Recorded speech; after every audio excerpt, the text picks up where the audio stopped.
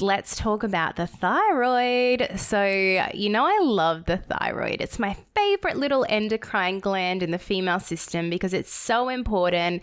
It's so awesome. The thyroid is just deadly. Yeah.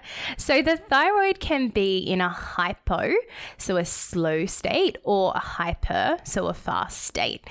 There are certainly thyroid conditions and diseases that can be diagnosed, but you don't necessarily have to be diagnosed or have anywhere near a thyroid condition or disease for your thyroid to be disrupted or thrown out of homeostasis or out of whack.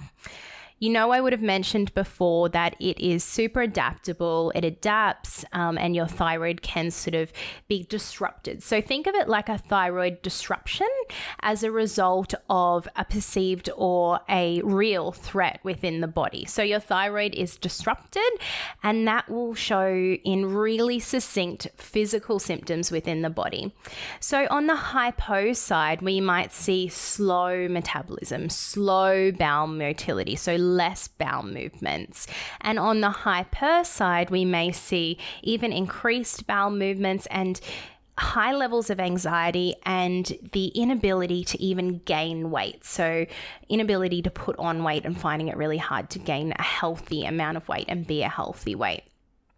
So you've got this slow and fast presentation. And we can also really, with the thyroid, really distinctively see. And if I ever hear women mention these symptoms, and I don't just wait for my clients to spit out these little funny symptoms. I dig for them. I have questionnaires. I ask them so that I can draw it out of them because these aren't often things that people even realize or consider. That's why I think you'll find it interesting as I mention these things that, they might resonate, they might click, and you might be like, I've never even thought that was possibly a hormonal imbalance, excess, or deficiency symptom. I thought that was just me. I thought that was just the way it was and that I was going to have to carry on like that forever.